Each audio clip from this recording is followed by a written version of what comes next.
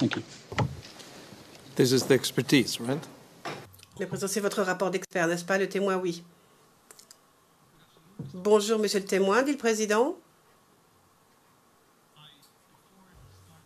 Donc, avant de commencer les interrogatoires, tout d'abord celui de l'accusation et ensuite celui des deux équipes de défense, il nous faut vous donner quelques consignes préliminaires. Donc, tout d'abord, pouvez-vous nous donner votre nom complet avec votre lieu et date de naissance et votre nationalité? Réponse oui.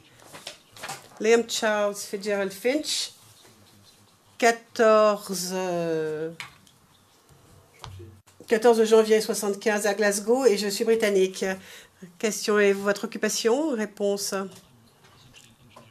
Je suis consultant en ingénierie et j'ai travaillé pour une entreprise militaire. Question, donc vous n'êtes pas militaire vous-même? Vous n'êtes pas dans l'armée? Réponse, je ne suis plus dans l'armée, j'y étais. Question, merci.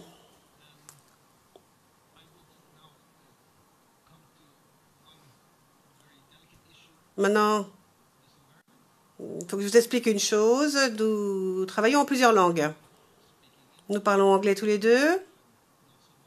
Vous, c'est votre langue maternelle. Moi, j'essaye, en tout cas. Cela dit, tout doit être traduit en français.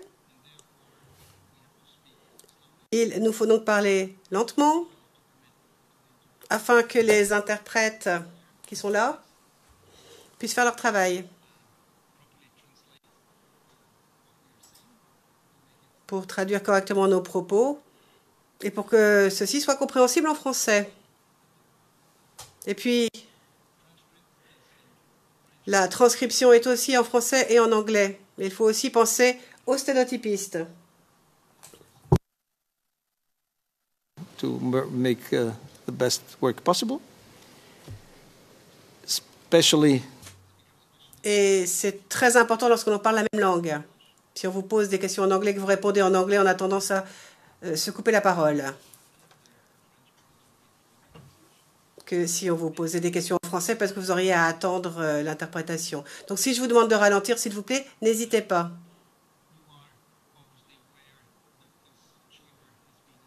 Donc vous savez bien sûr que cette chambre a été saisie de l'affaire le procureur contre messieurs Gbagbo et Blé Goudé.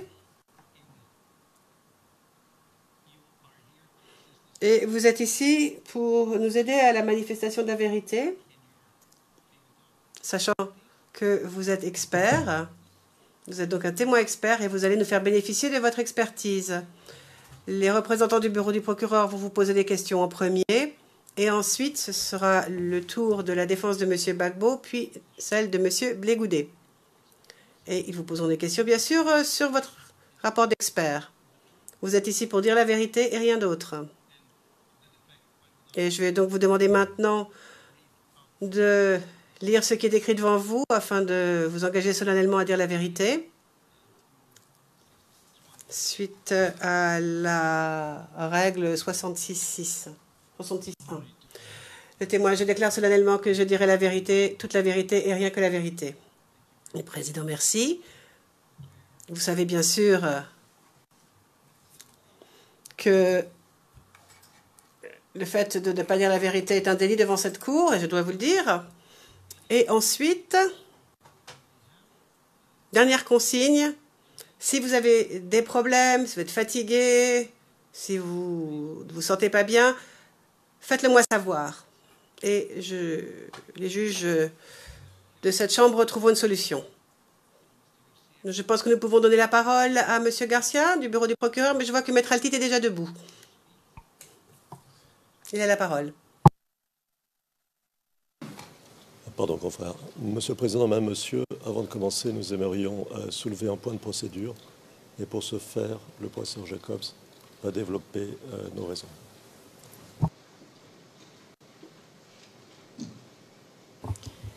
Yes, please. Nous voulons effectivement soulever une question d'ordre juridique. La défense n'accepte pas le fait que ce témoin soit reconnu comme expert pour les sujets sur lesquels porte son rapport et conteste donc qu'il vienne déposer en tant qu'expert. En effet, rien dans son CV ne permet d'établir qu'il est bien un expert dans le domaine de la détermination de l'utilisation ou non de mortiers de 120 mm en zone urbaine. Nous demandons donc à la Chambre d'ordonner que soit conduite une procédure de voir-dire, au cours de laquelle serait spécifiquement abordée l'expertise et la compétence de ce témoin, d'abord par le bureau du procureur et ensuite par la défense. Il conviendrait qu'à l'issue de ces questions, le procureur fasse des soumissions complémentaires présentant un véritable argumentaire pour expliquer à la Chambre en quoi ce témoin serait bien un expert dans le domaine particulier sur lequel porte son rapport. Rappelons que c'est sur l'accusation que repose la charge de démontrer qu'une personne qu'elle appelle comme expert est bien un expert. Je vous remercie.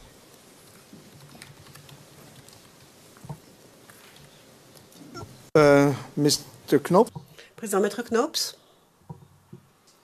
Maître Knops, nous soutenons cette demande. Nous avons aussi des questions à poser à propos du CV de ce témoin. Et il serait bon, en effet, sans doute, de procéder au voir-dire pour répondre à ces questions. Le président, merci. Le bureau du procureur, eh bien, ayant pris en compte ce qui vient d'être dit et de l'objection de la défense à l'expertise du témoin, je considère que nous devrions faire la même chose que pour le témoin 606, avoir en effet une procédure de voir-dire.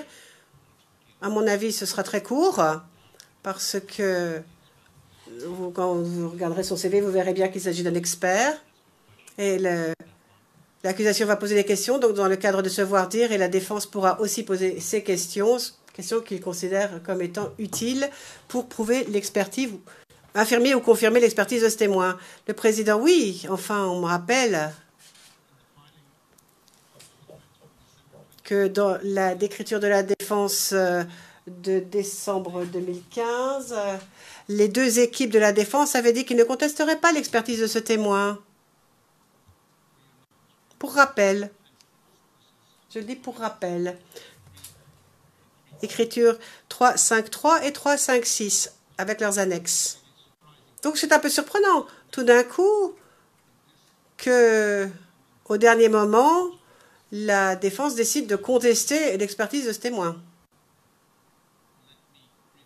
Je vais consulter sur le siège.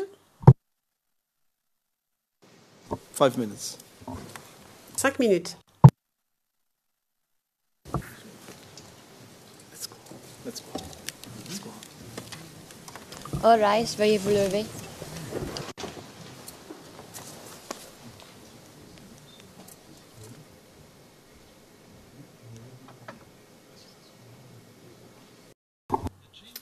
Président, la Chambre, après avoir entendu les arguments des parties, a tranché quant à la demande de la défense de M. Gbagbo. Celle-ci est rejetée. Et la Chambre demande donc aux parties de commencer tout de suite l'interrogatoire. Et bien sûr, dans le cadre de ces questions, des questions portant sur l'expertise du témoin seront posées et seront autorisées. Donc, le bureau du procureur posera des questions dans ce sens, le cas échéant, à la fois sur l'expertise du témoin et sur le fond de son rapport, et la défense aura le droit de faire la même chose. Mais donc, nous n'aurons pas d'audience devoir dire, nous resterons dans le cadre de cette audience. Vous avez la parole, Monsieur Garcia. Monsieur Garcia.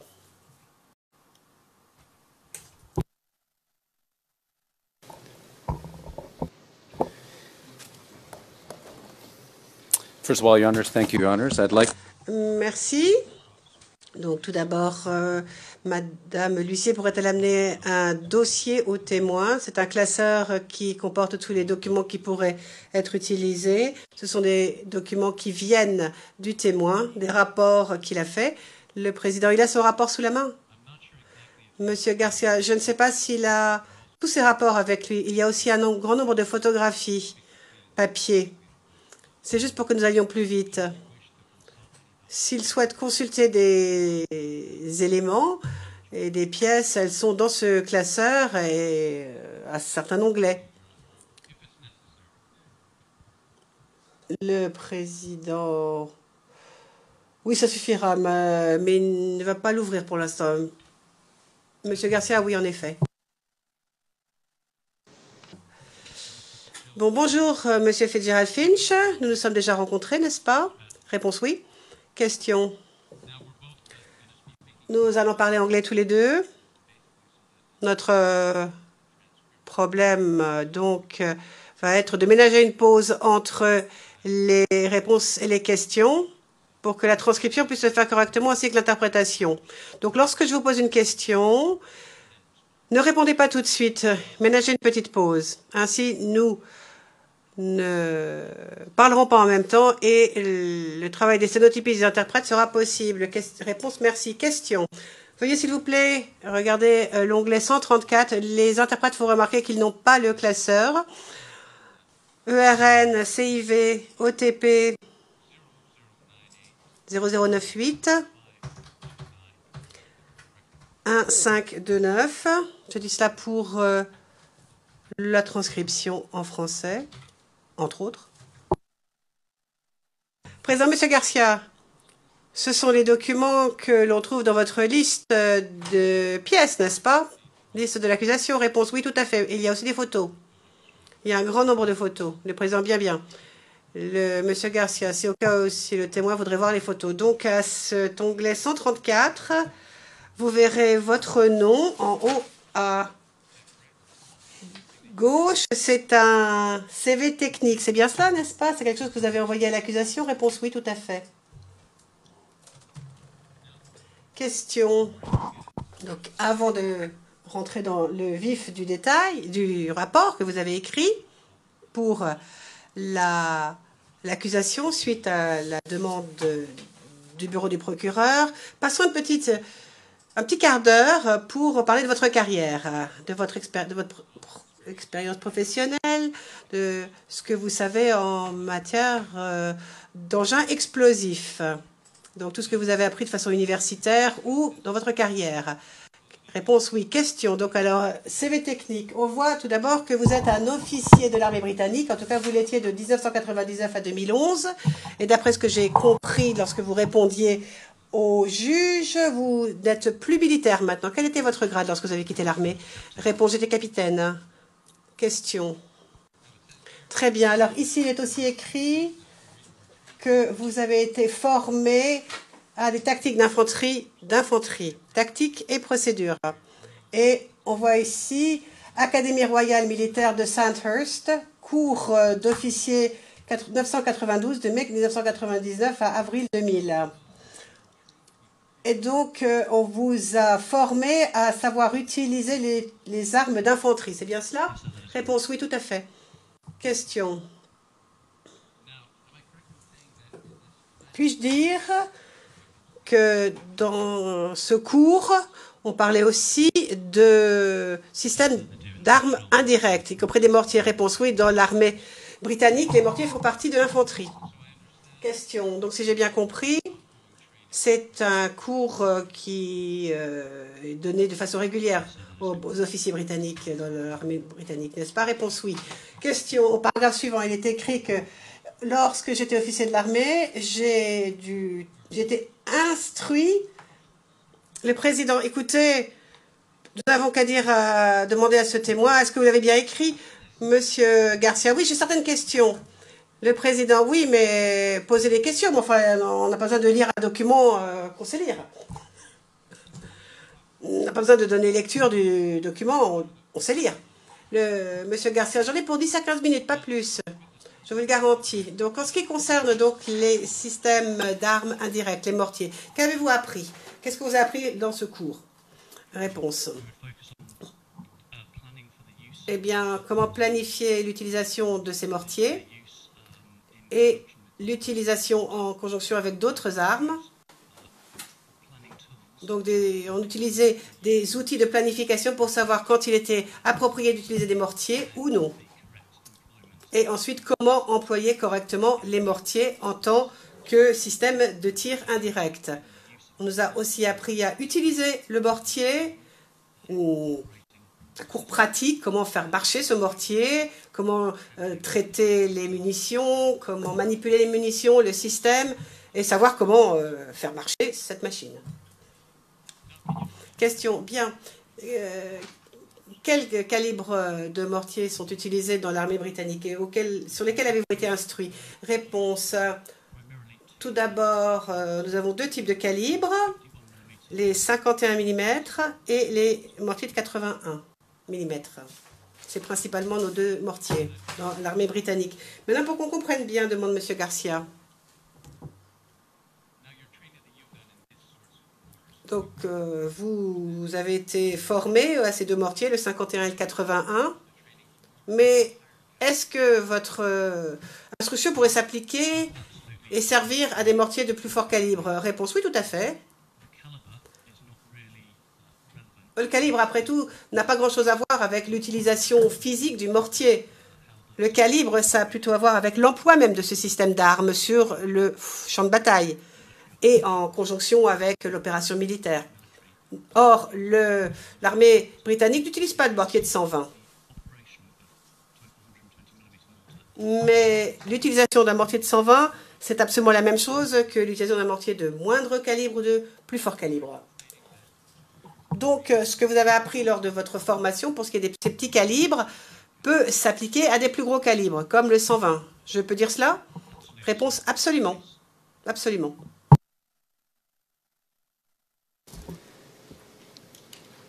I also read in your technical CV. Je vois ici dans votre CV que vous avez été déployé dans le cadre d'un cours à l'intention des instructeurs en combat entre octobre et décembre 2001. Pouvez-vous nous expliquer brièvement en quoi consistait ce cours? Réponse. S'agissant de ce cours, c'est ce qu'on appelle un cours avancé à l'intention des membres de l'infanterie. Nous utilisons les régimes de mortier en tant qu'armes indirectes dans le cadre de ce cours. Nous avons été formés et nous avons même suivi une formation approfondie sur l'utilisation d'un appui, d'un proche appui. Et nous utilisons donc des systèmes de mortier dans le cadre de ce cours de façon régulière, toutes les semaines, pour autoriser une mise à feu sur des positions que nous attaquions. Nous utilisons donc le système de mortier pour appuyer nos propres troupes dans le cadre de leur formation lorsqu'ils devaient monter une offensive. Outre ma formation initiale à l'emploi et l'utilisation des mortiers, il s'agissait là d'une utilisation pratique des systèmes de mortier. Now, if we continue onwards with... Question. Nous allons donc poursuivre votre CV technique. Je vois ici que vous avez été ATO au sein de l'armée britannique, c'est-à-dire un officier technique chargé des munitions. Réponse, c'est exact. Question. C'était entre juillet 2005 et octobre 2011. Pouvez-vous nous dire brièvement ce que cela signifie?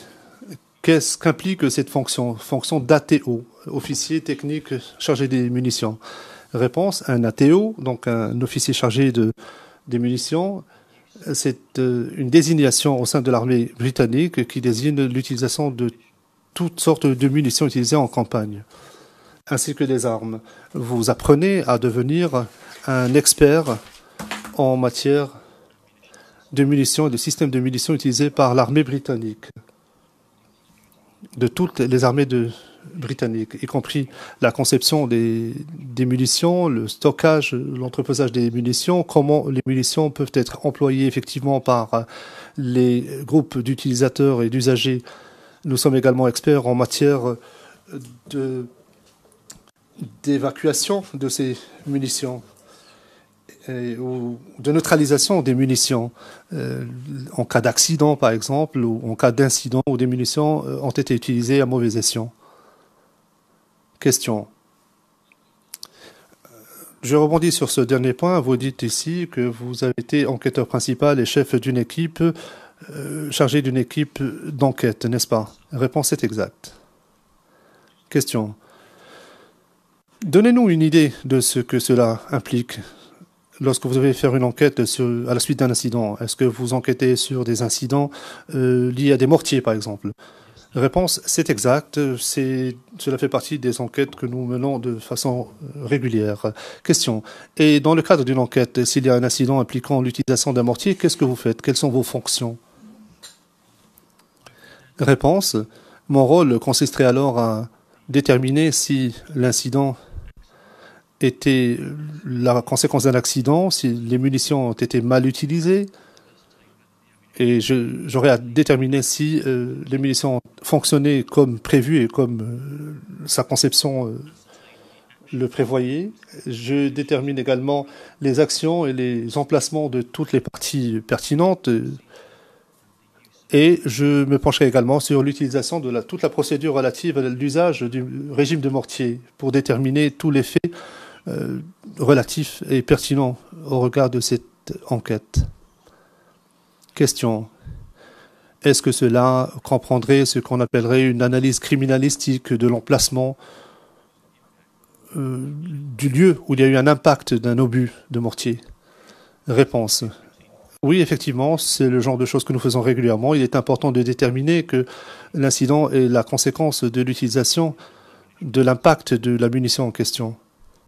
Question.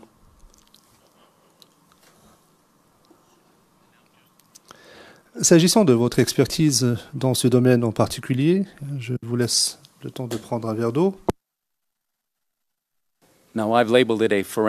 J'ai qualifié cela d'analyse criminalistique. Je ne sais pas si c'est la terminologie utilisée par vous. Vous me corrigerez si je me trompe. De quoi s'agit-il au juste? Est-ce que vous examinez l'environnement? Est-ce que vous essayez d'examiner les fragments, les éclats? Qu'est-ce que vous faites? Ou les gerbes? Qu'est-ce que vous faites concrètement? Prenez quelques secondes avant de répondre, s'il vous plaît. I would definitely call it. Réponse. Oui, effectivement, il s'agit d'une enquête criminalistique.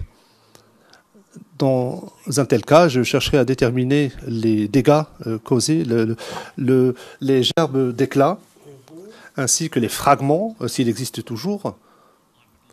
Je me pencherai également sur, comme je l'ai dit, la forme et les angles impliqués pour déterminer donc le faisceau des éclats. Et j'établirai une référence avec des faisceaux connus, des gerbes d'éclats connus, et qui sont associés à d'autres types de munitions. C'est-à-dire que j'essaierai de déterminer si cela concorde avec l'utilisation d'un type de munition précis.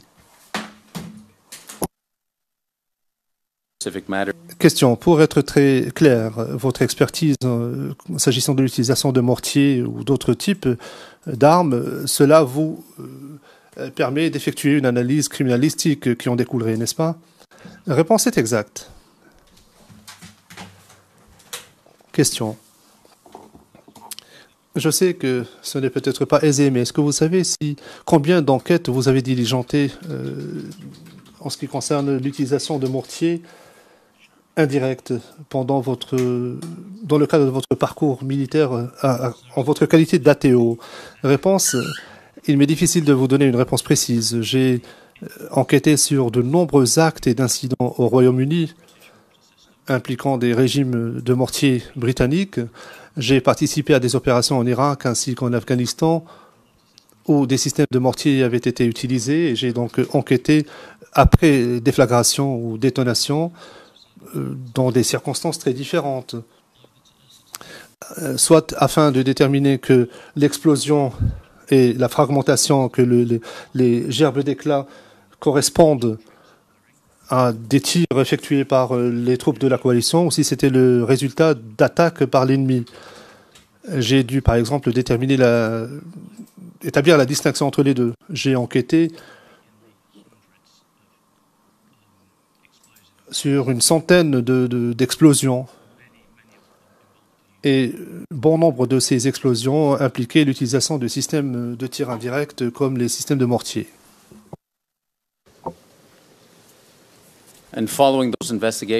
Et à la suite de ces enquêtes, est-ce que vous avez dû rédiger un rapport? Et le cas échéant, est-ce que ces rapports ont été utilisés dans le cadre d'une procédure judiciaire? Réponse.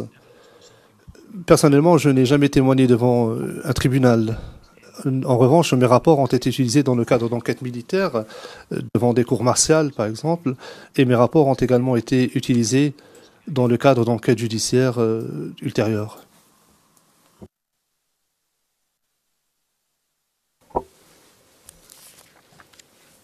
Thank you. And I'll just go through your Question, merci. Je parcours toujours votre CV technique. Il est dit qu'entre juin et 2008 et mai 2009, vous avez été déployé à nouveau à titre de ATO, et vous l'avez évoqué au passage en Irak ainsi qu'en Afghanistan.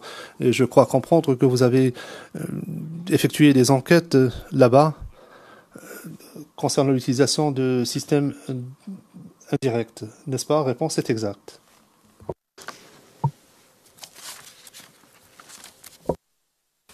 now. Just before we just Question. Avant d'aller plus avant dans votre CV, j'aimerais que vous reportiez à l'onglet numéro 25. C'est l'onglet suivant qui correspond à la référence ERN suivante au fin du dossier, CIVOTP 0098-1531. Le document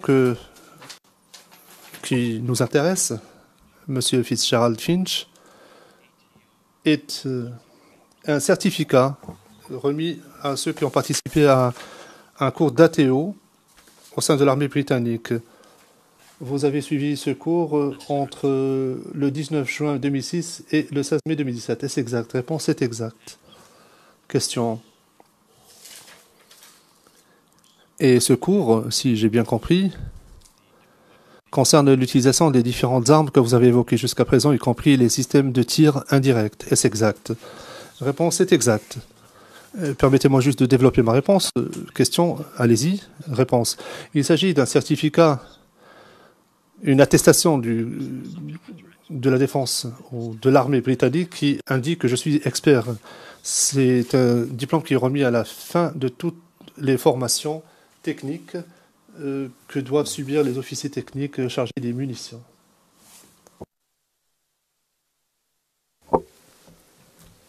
just a couple of Question. 2 ou 3 questions supplémentaires. Après avoir servi au sein de l'armée britannique en janvier 2012 et août 2012, vous avez été représentant des Nations Unies chargé de la gestion des armes et des munitions en Libye. Et vous avez enquêté sur des événements, y compris l'utilisation de systèmes de mortier. N'est-ce pas? Réponse est exacte. Question. Et toujours au sujet de votre expertise et votre connaissance des systèmes de tir indirect, j'aimerais vous poser une dernière question. Je crois comprendre que vous êtes également membre de l'Institut des ingénieurs en matière d'explosifs. Est-ce exact? Réponse est exacte. Oui, l'Institut des ingénieurs spécialistes en explosifs, oui, c'est exact. Je suis membre de cet institut. Question. Pouvez-vous nous dire brièvement sur quelle base vous devenez membre pour être admis au sein de cet institut en tant que membre? Quelles sont les conditions, en fait? Quelle qualification est-ce que vous êtes censé avoir? Réponse. Pour être membre de plein droit, ce que je suis, vous devez démontrer que vous avez au moins 5 ans d'expérience professionnelle dans le domaine des explosifs. Expérience que j'ai acquise au sein de l'armée britannique. Vous devez également avoir un niveau d'instruction précis, donc vous devez passer des examens d'admission à l'Institut des ingénieurs spécialistes en explosifs. Ces examens faisaient partie de ma formation en tant qu'officier technique chargé des munitions. Donc les documents que vous avez vus précédemment, à l'onglet 135, sont en fait mes qualifications et mes études qui m'ont permis de devenir membre de cet institut. Question. Merci, monsieur le témoin. J'en ai terminé s'agissant des questions que j'avais à vous poser concernant votre expertise. J'aimerais que le CV qui correspond à la référence 0098 1529 et que le certificat qui correspond à la référence 0098 131 soit versé au dossier. Monsieur le témoin, maintenant que nous avons donc terminé cette première étape préliminaire, j'aimerais parler du fond de votre rapport que vous avez rédigé à l'intention du bureau du procureur que vous nous avez communiqué. L'interprète demande à monsieur Garcia de ralentir un petit peu et de permettre à l'interprète de finir ses phrases. Monsieur Fitzgerald Finch, j'aimerais consulter avec vous un document. Il s'agit de la lettre de mission que nous appelons une lettre d'instruction à l'intention d'un rapport expert, d'un expert. Il s'agit de l'onglet numéro 2 du classeur que vous avez devant vous. Il s'agit de la référence ERN CIVOTP 0049 0051.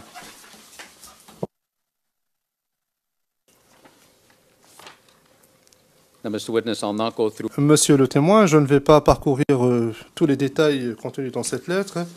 Le juge président, vous savez, nous vous en sommes reconnaissants, Monsieur Garcia. La lettre est là.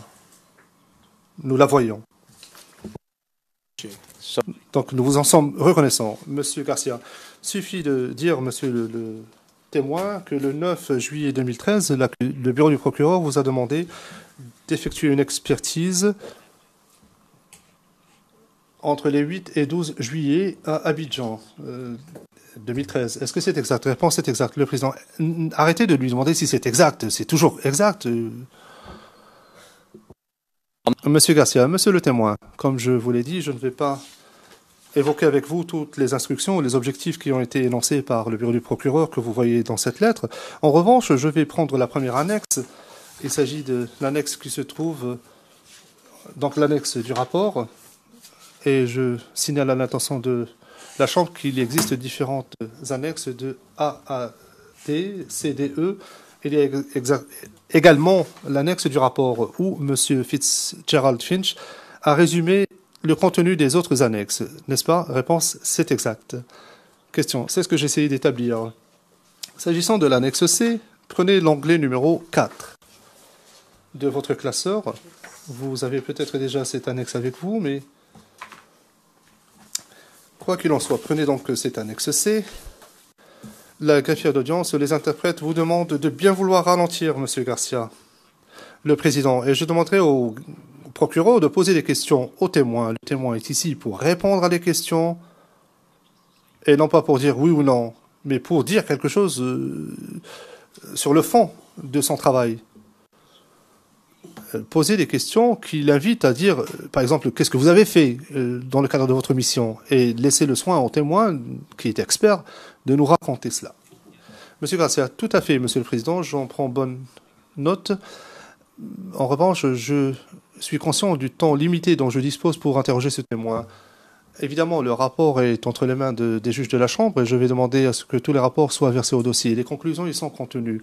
J'entends simplement poser des questions à titre d'éclaircissement et je demanderai au témoin d'apporter des précisions. La première partie de mon interrogatoire principal concernait les qualifications du témoin et c'est pourquoi je voulais que cela soit inscrit au dossier pour vous dire les choses franchement. Et maintenant, je vais poser des questions et si je risque de poser des questions trop ouvertes, le juge président interrompant, ralentissez, autrement les interprètes ne pourront pas faire leur travail. Merci. Monsieur Garcia, j'essaie de poser des questions bien pointues pour obtenir des réponses très claires. Je vais me limiter au temps qui m'est accordé. Monsieur le témoin, donc nous avons entre les mains maintenant l'annexe C, intitulée « Identification et description des zones d'impact identifiées dans le cadre de la mission ». Je souhaite vous poser quelques questions concernant cette annexe. D'abord, il s'agit d'une carte Google qui porte la référence 0049 0056. Il s'agit d'une capture d'écran d'une carte Google que vous avez faite vous-même, n'est-ce pas? Réponse, c'est exact.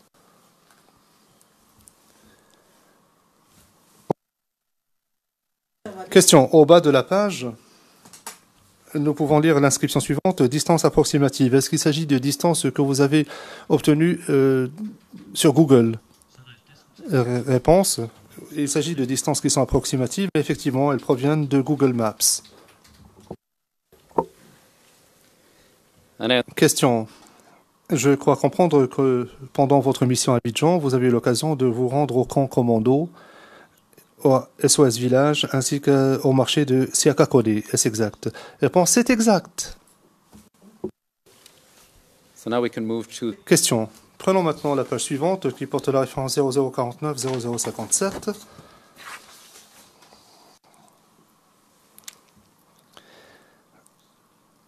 Je crois comprendre que dans cette annexe C, vous abordez 4 thèmes. Il y avait d'abord la zone numéro 1, le marché de Siakakone. Je vois qu'il y a des coordonnées de GPS. Si j'ai bien compris, vous avez été accompagné dans le cadre de votre mission d'un représentant du bureau du procureur ainsi qu'un enquêteur, une dame qui prenait des photos, je ne mentionnerai pas son nom en audience publique. Ai-je raison de dire que ce sont les enquêteurs et la personne qui vient de vous être indiquée qui vous ont signalé les places d'intérêt, les lieux d'intérêt et ainsi que les coordonnées GPS, le juge président interrompant. Vous vous rendez compte que c'est le témoignage, il s'agit de la déposition du témoin. Vous apportez la réponse et vous lui demandez si c'est exact. Donc c'est pas à vous de témoigner. Monsieur Garcia. Évidemment, je pose des questions suggestives, le président. Un peu trop, si vous demandez mon avis. Monsieur Garcia, je ne pense pas que ces passages du rapport soient contestés. Ce sont les conclusions qui sont contestées. Je vais poser des questions plus ouvertes. Le juge président interrompant. Non, non, non. C'est pas vous l'expert, c'est l'expert qui témoigne. Laissez le témoin parler. Monsieur Garcia, monsieur le témoin, est-ce que vous pouvez nous dire comment vous avez obtenu ces coordonnées GPS que vous avez ici? Réponse du témoin. Monsieur le président, lorsque j'ai pris part à cette mission, j'étais accompagné par des représentants du bureau du procureur. On m'a informé que nous allions nous rendre dans 4 lieux différents. Ces lieux m'ont été indiqués et lorsque nous sommes arrivés dans la zone approximative, j'ai effectué une lecture GPS moi-même où je me suis référé à une lecture GPS faite par un représentant du bureau du procureur. Les lectures sont approximatives, mais c'est à quelques 10 mètres près. And this is the case. Question. Et vous parlez des coordonnées GPS concernant les autres zones que l'on retrouve dans l'annexe C. Réponse, oui, les coordonnées GPS sont là afin de nous donner une indication de la zone approximative. Cela est pertinent s'agissant du type d'arme utilisée parce que des coordonnées précises sont presque sans objet lorsqu'il s'agit de l'utilisation de systèmes de tir indirect. Question. Très bien. Prenons maintenant la page 0049, 0059.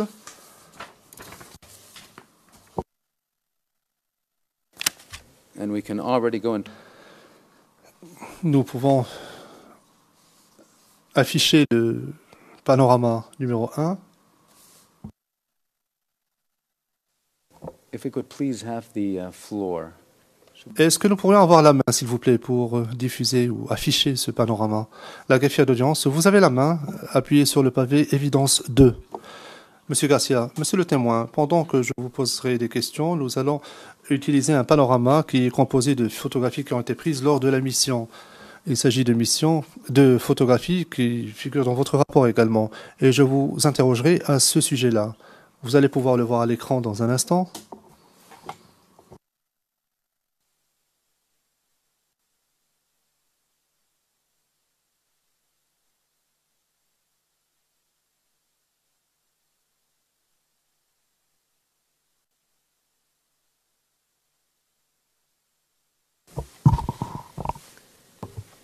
Yes, Mr. Jacobs.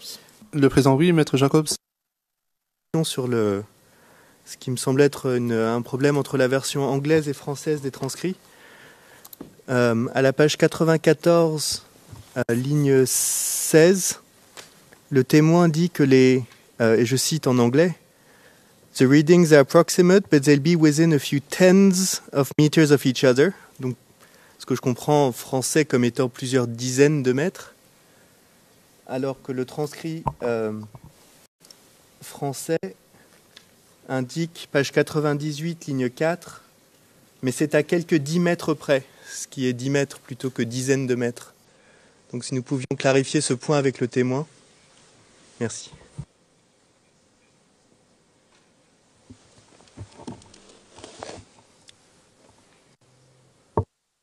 Le juge président.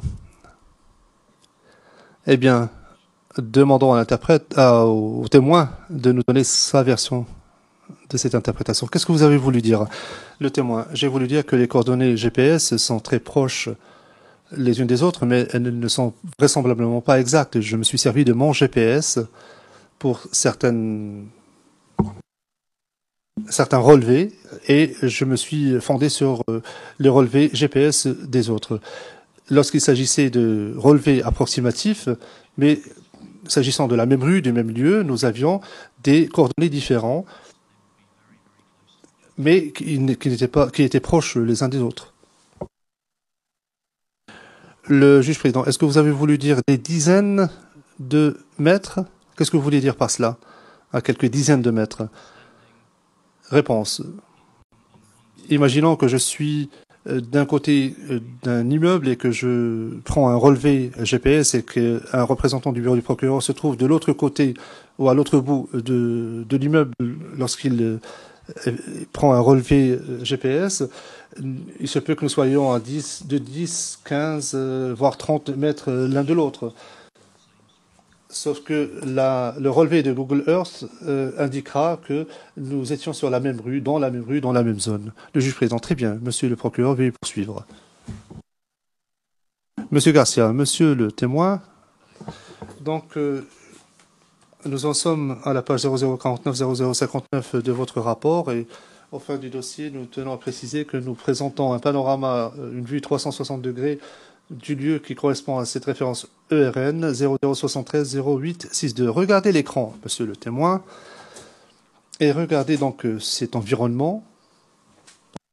Slowly circling around. Donc nous faisons un tour d'horizon, un panorama de cette zone.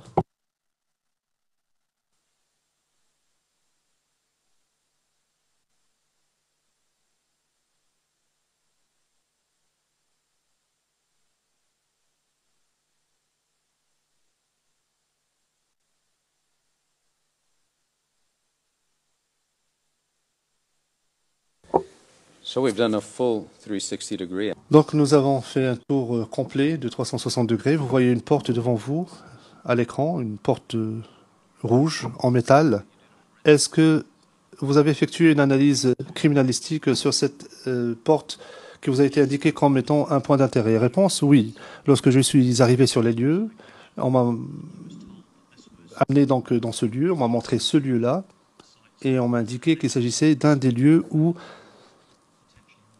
des mortiers de 120 mm auraient été lancés. Donc on m'a montré cette porte en raison des gerbes d'éclats évidents qui sont, à mon sens, évidents sur cette porte. Question. Nous en sommes à la photographie numéro 1 de ce panorama. Le juge président, est-ce que vous pouvez nous indiquer à quel moment ce panorama a été préparé? Monsieur Garcia, je crois que les photographies ont été prises au même moment où la mission a eu lieu, lorsque Monsieur Finch était présent, le juge président. Donc les photographies ainsi que le panorama qui sont dans le rapport d'experts ont été prises en même temps. Monsieur Garcia, je dois vérifier cela, mais je crois comprendre que c'est le cas. Elles ont été prises en même temps.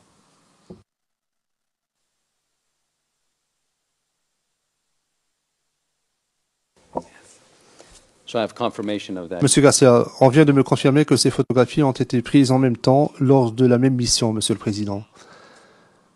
Monsieur le témoin, je ne veux pas encore aborder vos conclusions. Je voudrais simplement que vous nous donniez quelques explications, que vous expliquiez cela à l'attention de la Chambre. Regardez en haut de cette page 0059. Il est indiqué dégâts. Il est écrit ceci. Il existe des éléments de preuve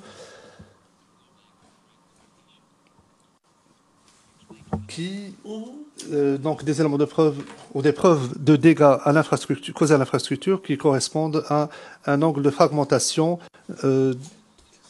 à haute vélocité. Le juge président, est-ce que vous pouvez nous expliquer ce que cela signifie? Monsieur Garcia, comment est-ce que ces gerbes d'éclats se sont retrouvées là? Le témoin, Monsieur le Président, si il y a mise à feu d'un obus et qu'il s'agit d'une munition renforcée, d'une douille de munition renforcée, la fragmentation découlant de cela est extrêmement rapide. Elle peut dépasser peut-être 2000 mètres la seconde, ou encore plus, ça peut être plus rapide. Donc il y a pénétration de pratiquement tout ce qui se trouve à proximité. Et d'après les les gerbes d'éclats que je peux constater, je vois qu'il y a eu pénétration d'une porte en acier. Il y a des impacts et des penetrate that steel. des trous que je peux constater. Donc, et l'énergie nécessaire pour pénétrer une porte d'acier de ce type est très élevée, très très élevée. Les dégâts causés donc le long de cette porte Less down. se situe autour de la taille, et c'est là où il y a donc le plus de dégâts. Et plus bas, donc près du seuil qui est en béton, il y a moins de dégâts. Et cet écart de fragments correspond à l'explosion d'un mortier, d'un obus de mortier. Allez, à moi. Just on that last point, when you say it's Question, vous dites que cela correspond avec un obus de mortier qui exploserait au niveau du sol. Pourquoi y a-t-il donc cette bande qui se trouve au niveau de la taille et pas plus bas? Et pourquoi y a-t-il moins de marques et de trous en bas de la porte? Réponse. L'obus, les obus de brisant, HE, ont été tirés en cloche. Et donc quand son nez touche le sol, le nez où il y a l'amorce, la bombe va exploser. Et la gerbe de fragmentation va être en circonférence. Donc et normalement, les éclats vont se disperser afin d'être le plus létal possible. C'est vraiment conçu ainsi. Et il serait inutile de faire une fragmentation si l'angle était plus haut, parce que la bombe ne servirait à rien, personne ne ferait. C'est malheureux, mais les bombes sont conçues pour tuer. C'est tout. Donc cette bande d'éclats, de fragments, correspond vraiment à un obus, enfin une munition anti-personnel ou anti-char. Donc une munition à douille renforcée. Et quand on voit la hauteur et la forme de la gerbe, on voit bien que c'est quelque chose qui doit exploser quand il touche le sol en éparpillant le plus possible de fragments. Le président, oui. Avez-vous aussi vérifié les dégâts de ce type? Les dégâts que l'on voit sur cette porte rouge? Est-ce que vous avez vérifié s'il y avait la même chose sur les murs en béton qui sont à droite ou à gauche? Parce que quand même, les éclats ne sont pas uniquement dans la porte. Les éclats de fragmentation. Et sur le bois aussi, sur le côté. Avez-vous vérifié il y avait les dégâts qui avaient été infligés à côté de la porte? Réponse oui, j'ai regardé aux alentours, bien sûr. Mais mon attention a été attirée par la porte. Moi, je dirais techniquement que cette porte est témoin. C'est mon témoin de la scène. Et on voit quand même que le mur en béton aussi a subi le même type de dégâts à droite sur la photo, on le voit bien, et ainsi qu'à gauche sur la photo. Du fait de la nature de ce marché,